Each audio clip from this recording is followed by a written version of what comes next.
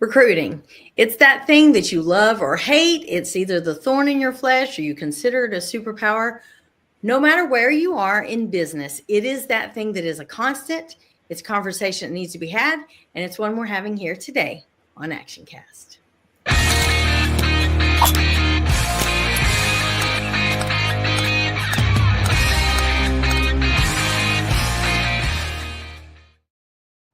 Welcome to ActionCast. This is where we are going to talk about real recruiting, how it really works, and in the life of an owner, where of all the things and all the decisions you have to make, this is that thing that just seems to be a constant in your space. And it's like it's really hard to get a full handle on what you want to do. It's a process that always has to be revisited. And for someone that is good in the systems and processing space, today we're going to talk to Kevin Hansen. I'm going to introduce Kevin as the marketing director or the managing director of marketing and home care ops.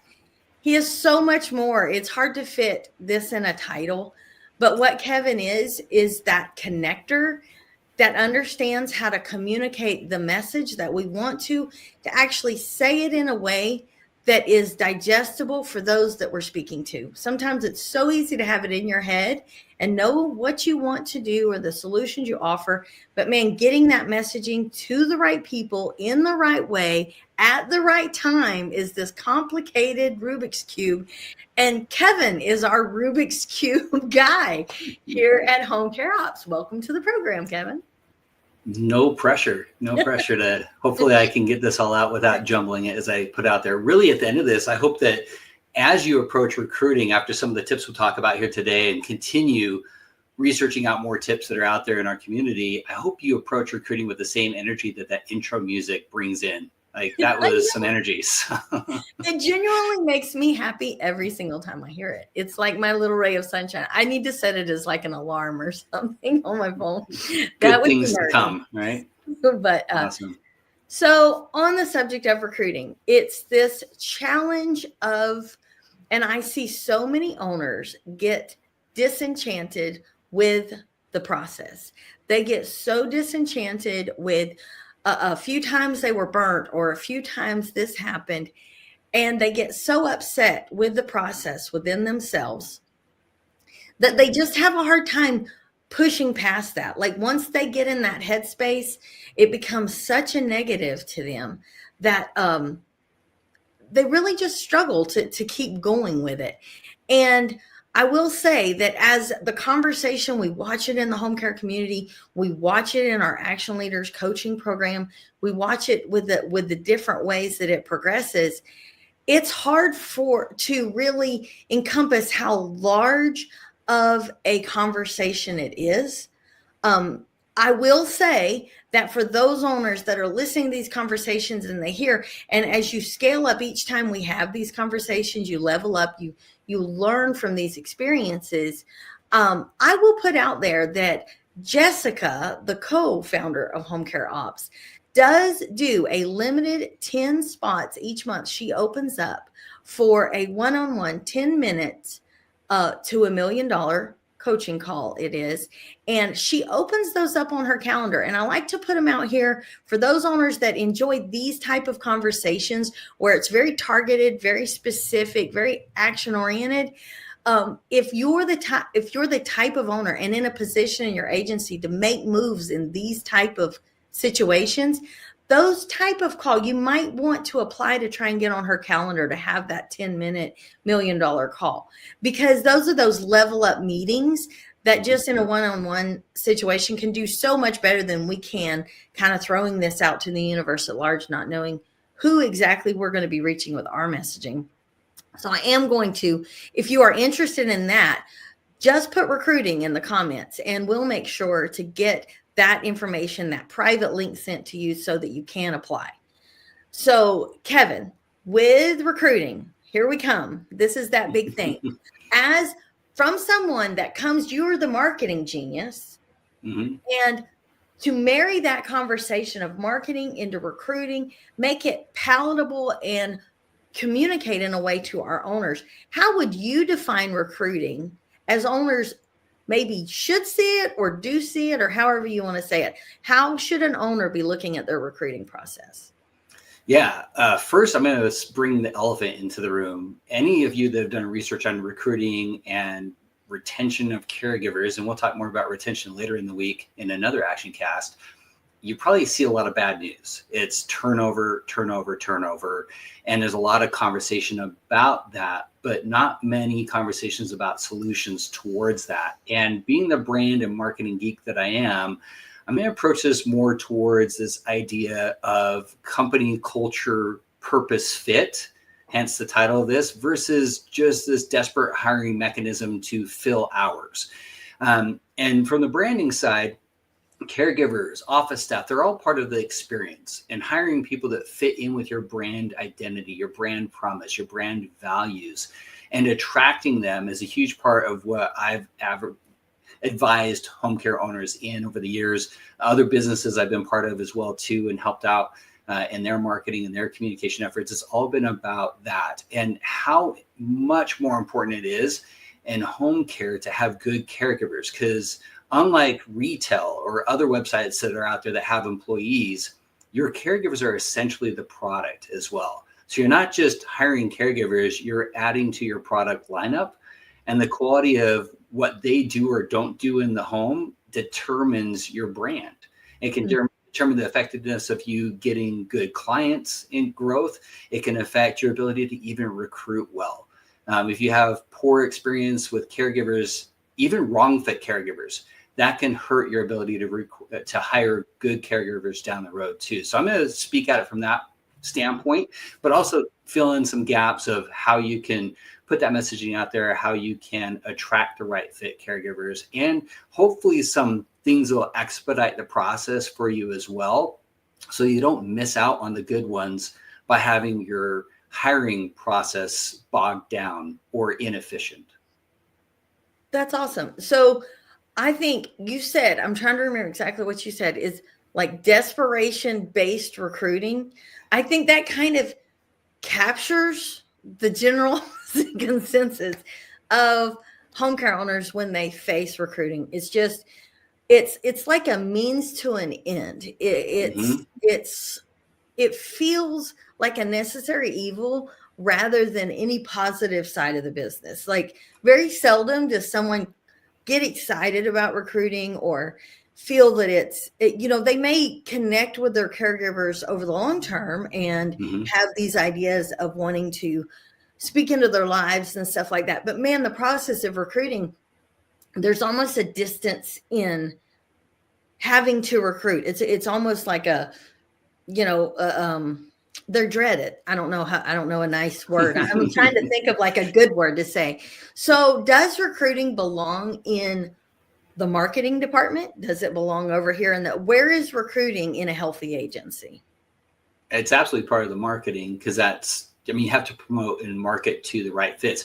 And, going back to that desperate side, I share this in personal and in business.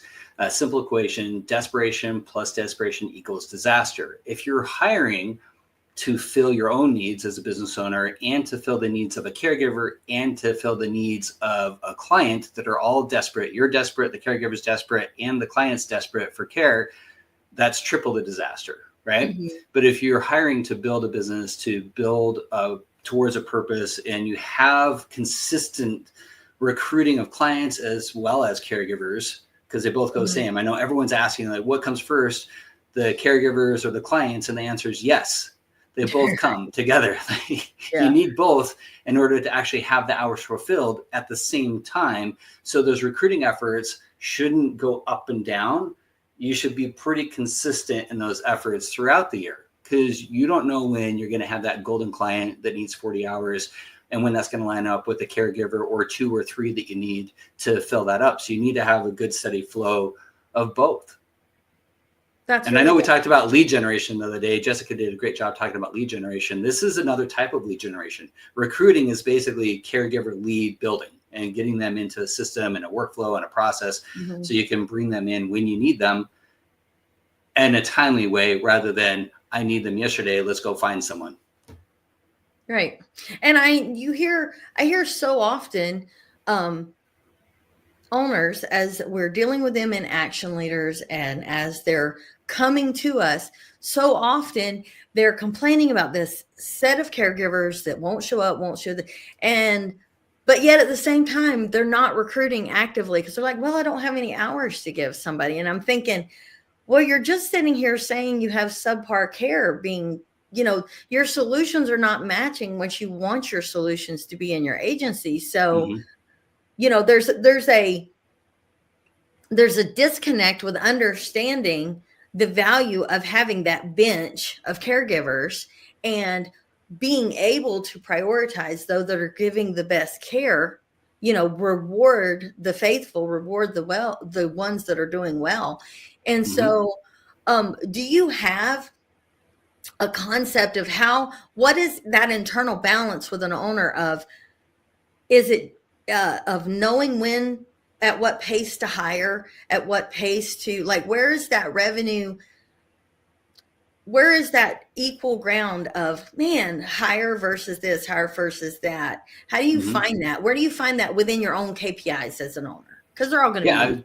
I'm glad you mentioned KPIs. It goes back to the data. And granted, if you're newer, it's going to take some time for you to figure out what that balance of effort is based on how quickly you can get caregivers and clients onboarded. And so you're just gonna have to do some data history to kind of find out what that experience is like for you and how you can improve it.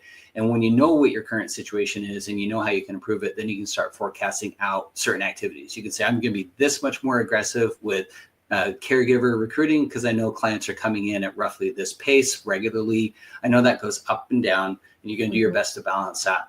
But the biggest things is gonna be more in how you use technology or third-party sources to help build a good candidate pool for your caregivers.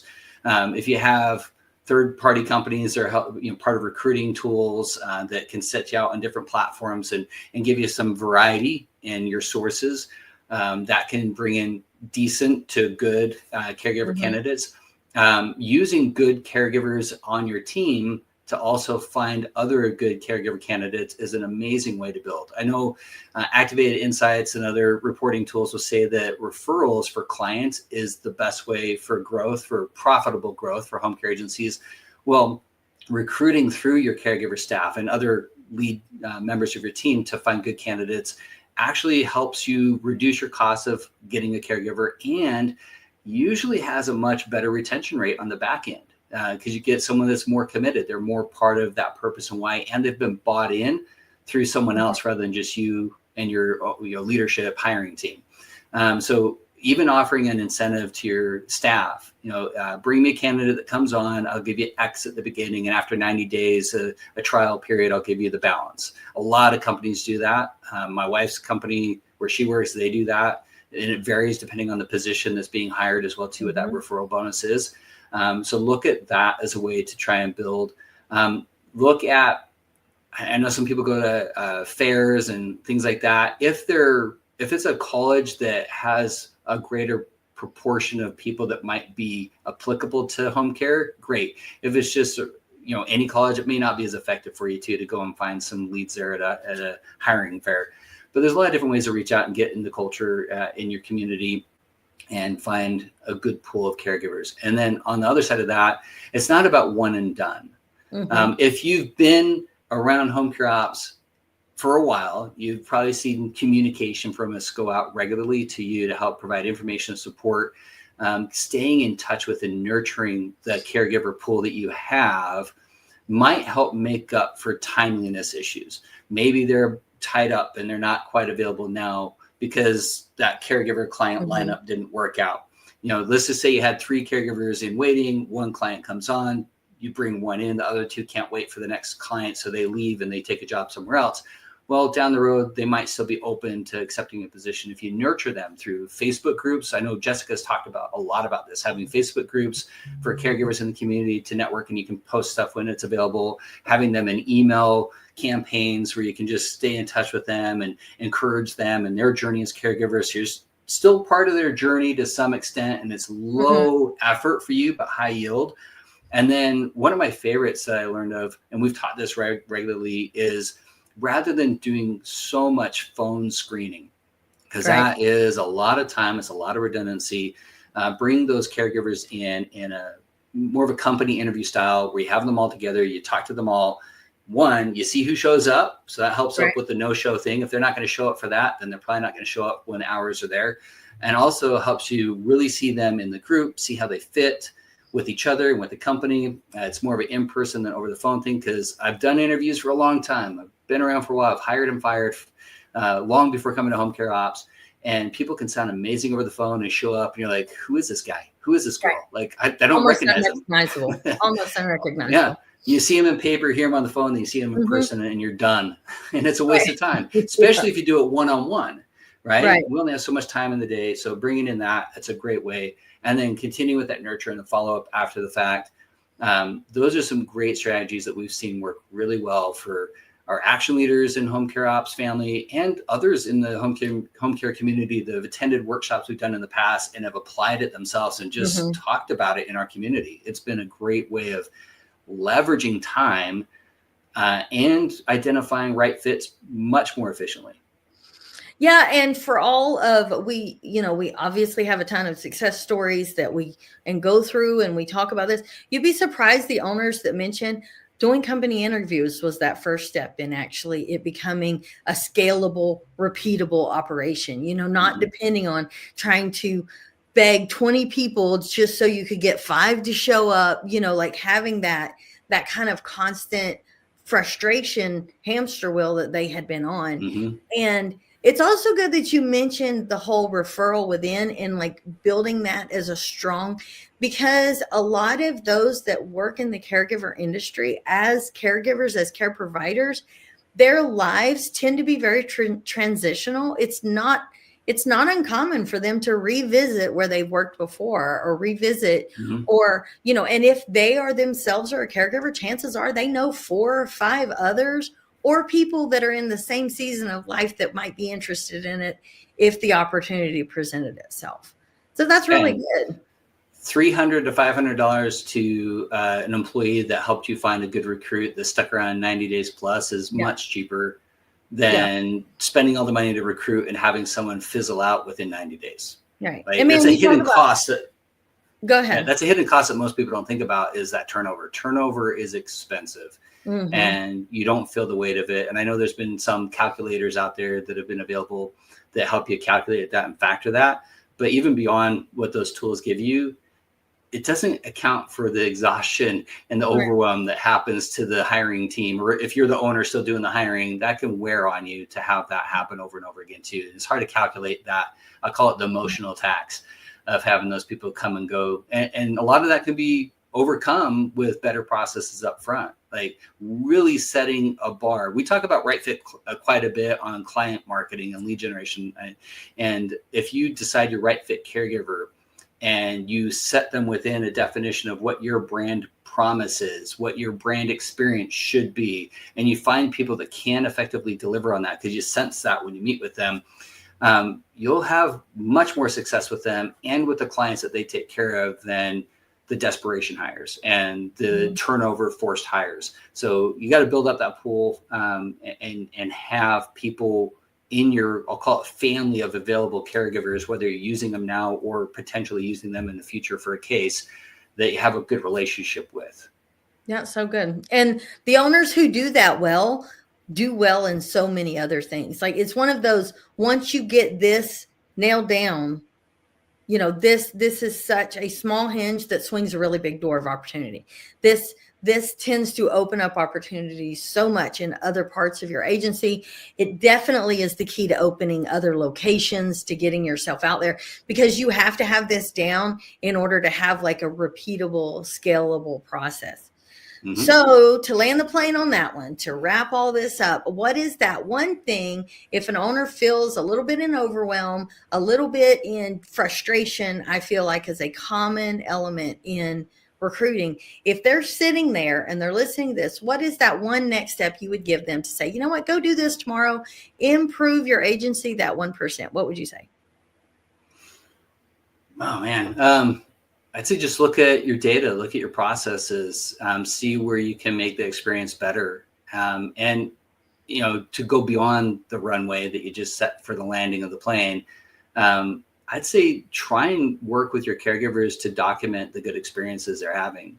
Ask them to share what they enjoy about working with you. Maybe even with clients' permission, share some of those experiences. I remember looking at someone's TikTok not too long ago, and it had a caregiver that said the best part of my day, and it had them on a walk with the client doing the daily ice cream scoop with the client, because that client loved their ice cream and had dementia, and probably did that 2 or 3 times a day because they probably didn't remember that they had their scoop of ice cream.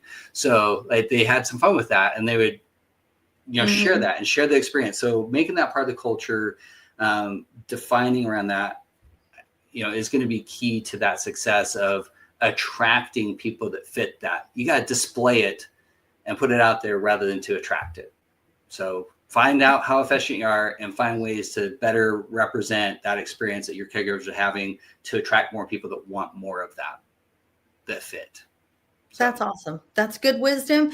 And I have never had a conversation with you where I didn't walk out of it with clear direction on what you were talking. I understand why your skill set is what it is, why you are considered an expert in marketing, because you always get the point across. You always have those actionable next steps. Every time I have a conversation with you, and we talk a lot, every time I know exactly the point. And I really appreciate that. Our owners appreciate it that get to work with you on a daily basis.